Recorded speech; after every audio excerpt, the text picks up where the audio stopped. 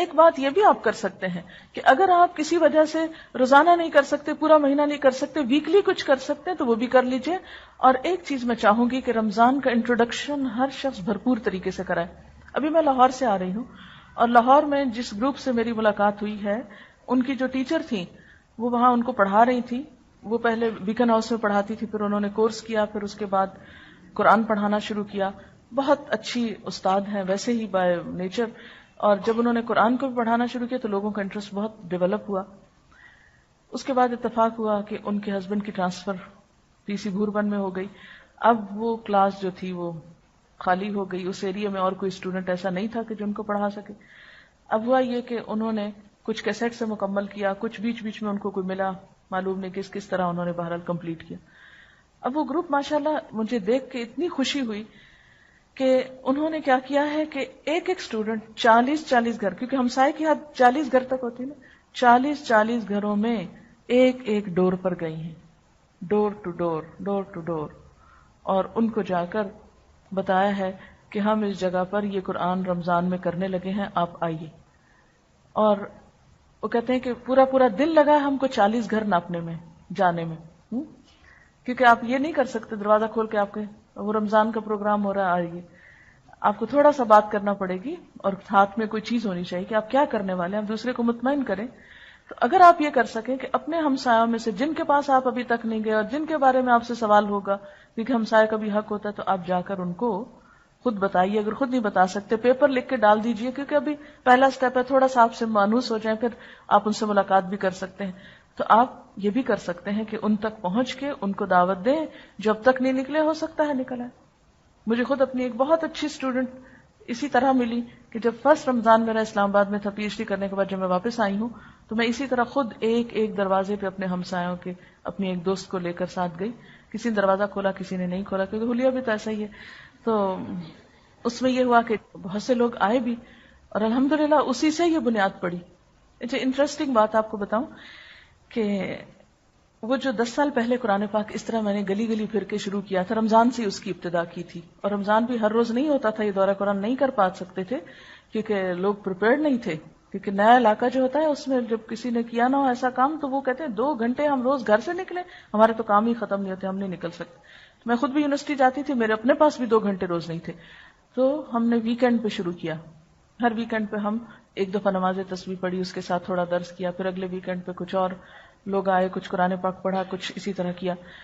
اور الحمدللہ اس کے بعد میں نے کلاس شروع کی. پھر ایک گھر میں ایک دن ہوتی، دوسرے دن دوسرے گھر میں. خواتین کی وہ ایک کمیٹی سی بنی ہوتی ہے نا، پارٹی گیٹ ٹوگیدر کرتے، اور وہ کرتے کرتے کرتے الحمدللہ وہ ایک 3-4 مہینوں میں اس موقع پہ پہنچ گئے کہ ہمیں ریگولر کرنا چاہیے. وہ لفظی ترجمہ جو اس وقت میں نے شروع کیا، الحمدللہ نیکسٹ ویک، یعنی ہر منڈے کو ہوتی کلاس، تو نیکسٹ ویک اس کا ختم قرآن ہے. اور اتفاق یہ ہے کہ اسی دن ہمارا 8th بیچ کی سورۃ الفاتحہ ہے، اور اسی دن اسلام آباد جو بلڈنگ بنی ہے اس کی افتتاح ہے. اور میں سوچ رہی تھی کہ اگر مجھے کوئی اس دن کہتا کہ یہ جو تم دروازے پھر رہی ہو، کوئی فائدہ نہیں، کوئی نہیں سنتے لوگ، کون آئے گا تمہاری بات سننے کے لیے، کوئی نہیں وقت لوگوں کے پاس. اگر میں ان لوگوں کی بات مان کر بیٹھ جاتی، ہمت ہار جاتی، تو آج یہ موقع نہیں آتا. تو اس کام میں، اس راستے میں استقامت بہت ضروری. جو مرضی کوئی باتیں بنائے، کچھ بھی کہے، ہماری خیر اسی میں ہے کہ ہم خیرکم من تعلم القرآن وعلمہ، ہم نے یہ کام کرنا ہے. اچھا، اور یہ بالکل اتفاق ہے، کوئی پلاننگ نہیں اس میں کہ اس دن ختم ہونا چاہیے تھا. اس کو بس نارمل سپیڈ سے جیسے ہر ویک ہوتا ہے. پچھلے ویک میں نے کلاس لی ہے اس کی، سورۃ العادیات پڑھائی ہے، سورۃ القاریہ اور کچھ اور صورتیں. تو اب اتنی رہ گئی تھی. اور ویسے بھی ہمارا ہر سال روٹین ہوتی تھی کہ ہم رمضان سے 1 ویک پہلے رمضان کے افتتاح کا پروگرام کر کے اس کو ختم کر دیتے تھے. اور رمضان میں نہیں پھر یہ ہوتی تھی، پھر رمضان کے بعد شروع ہوتی. اب ہم رمضان کے بعد ایوننگ میں 3 دن کا پروگرام وہاں شروع کرنے لگے اس ویکلی کلاس کی بجائے. اور لوگ پریپیئرڈ ہیں اب 3 دن پڑھنے کے لیے.